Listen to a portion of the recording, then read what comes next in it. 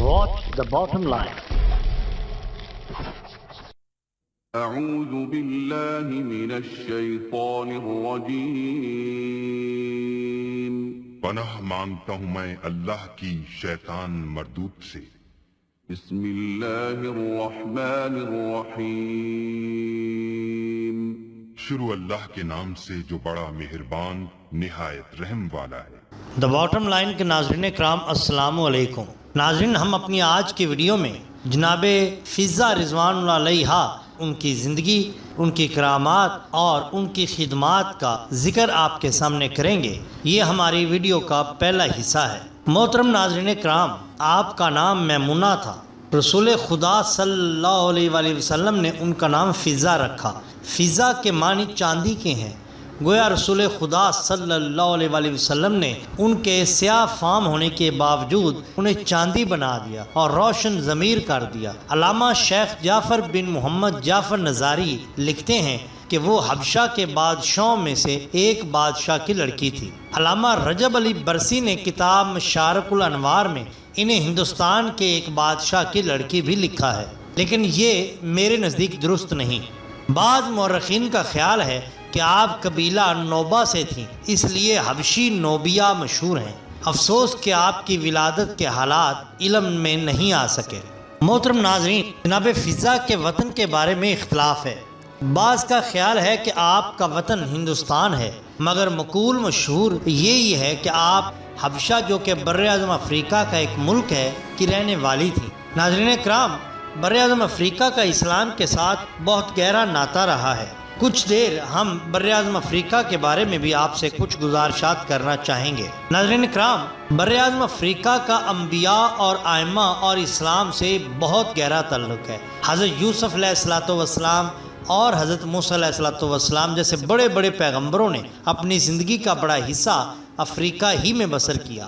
ہمارے نبی کریم صلی اللہ علیہ وآلہ وسلم کی جدہ عالیہ حضرت ہاجرہ افریقہ کے ملک مصر کی شہزادی تھیں۔ جب ہمارے نبی کریم صلی اللہ علیہ وآلہ وسلم نے مکہ میں اسلام کی تبلیغ شروع کی تو کافروں نے آپ کو اور آپ کے ماننے والوں کو بہت ستانا شروع کیا۔ آپ نے یہ دیکھ کر بعض مسلمانوں کو جناب جعفر طیار کے ساتھ حبشہ یعنی افریقہ بھیج دیا۔ وہاں کے بادشاہ نے ان مظلوم مسلمانوں کو پناہ دی اور دشمن کی ریشہ دانیوں کو مسترد کیا، جو مکہ سے جا کر شاہ حبش کو مسلمانوں سے بدظن کرنا چاہتے تھے۔ رسول خدا صلی اللہ علیہ وآلہ وسلم کی ایک زوجہ امہات المومنین میں سے ہماری ماں ماریہ قبطیہ افریقہ ہی کی رہنے والی تھی۔ آپ افریقہ کے مشہور قبیلہ نوبہ سے تھیں۔ رسول خدا صلی اللہ علیہ وآلہ وسلم کو گود میں کھلانے والی ام ایمن برقہ افریقہ ہی کی رہنے والی تھی۔ ان کے ایک بیٹے جنگ خیبر میں شہید ہوئے۔ ان کے دوسرے بیٹے اسامہ بن زید، جن کو رسول خدا صلی اللہ علیہ وسلم نے اپنی زندگی میں ایک ایسے لشکر کا سپہ سالار بنا دیا تھا جس میں بڑے بڑے صحابی شامل تھے، اور آپ کے ایک خاص صحابی اور مؤذن حضرت بلال رضی اللہ تعالیٰ عنہ افریقہ ہی کے باشندے تھے۔ بلال اسلام کے پہلے مؤذن تھے۔ جون حبشی، جن کو نواسہ رسول صلی اللہ علیہ وآلہ وسلم حضرت امام حسین کی مئیت میں شہادت کا شرف حاصل ہوا، ان کا وطن بھی افریقہ ہی تھا۔ ان سب کا تذکرہ ہم اپنی پچھلی ویڈیو میں کر چکے ہیں۔ آج بھی افریقہ میں کروڑوں مسلمان ناظرین آباد ہیں۔ شمالی افریقہ میں مصر، سوڈان، طرابلس، تیونس، الجزائر اور مراکش خاص اسلامی ممالک ہیں۔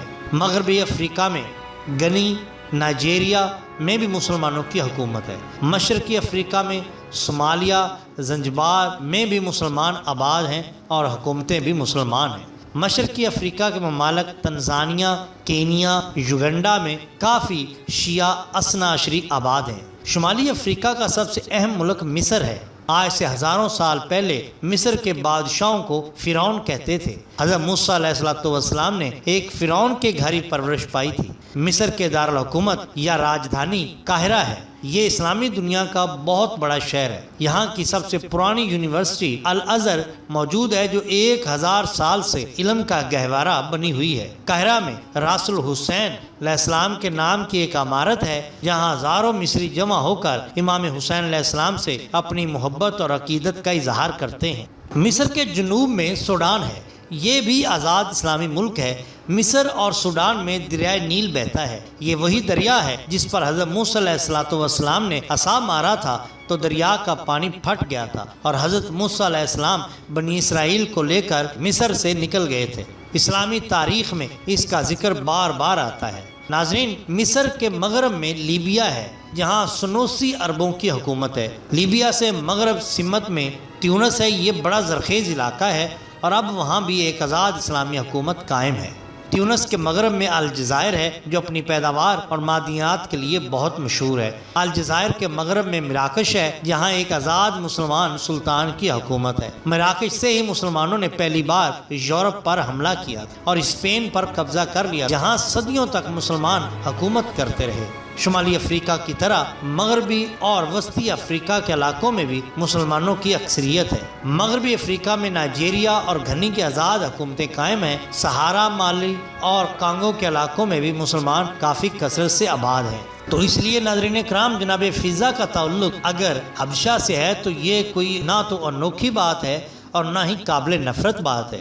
جناب فضا سلام اللہ علیہ جب حضرت فاطمہ الزہرا سلام اللہ علیہ کی خدمت میں آئی تھیں تو غیر شادی شدہ تھیں۔ انہوں نے شاہی ٹھاٹ باٹ کو خیر بات کہہ کر حضرت فاطمہ الزہرا کی خدمت کو اپنا فریضہ بنا لیا تھا۔ وہ پاکیزہ دل خاتون تھیں اور پاک گھرانے کی خدمت کو دنیا اور آخرت کی عزت سمجھتی تھیں۔ حضرت فاطمہ الزہرا سلام اللہ علیہ جب تک زندہ رہیں انہوں نے اپنی شادی نہیں کی، البتہ ان کی وفات کے بعد حضرت علی علیہ السلام کے اصرار پر رضامندی ظاہر کر دی، چنانچہ ان کی تزویج کر دی گئی۔ حضرت امام جعفر صادق علیہ السلام ارشاد فرماتے ہیں، حضرت فاطمہ الزہرا کی ایک کنیز تھی جن کو فضا کہتے تھے۔ جب بی بی فاطمہ سلام اللہ علیہ کا انتقال ہو گیا تو وہ حضرت علی کی خدمت گزاری کرنے لگی۔ حضرت علی علیہ السلام نے ان کی شادی ابو سلبہ حبشی سے کر دی جس سے ایک لڑکا پیدا ہوا۔ پھر ابو سلبہ کا انتقال ہو گیا۔ اس کے بعد حضرت علی علیہ السلام نے ان کا عقد ابو سلیق غطفانی سے کر۔ ناظرین کرام، میں افسوس ہے کہ آپ کی تفصیلی حالات دستیاب نہیں ہو سکے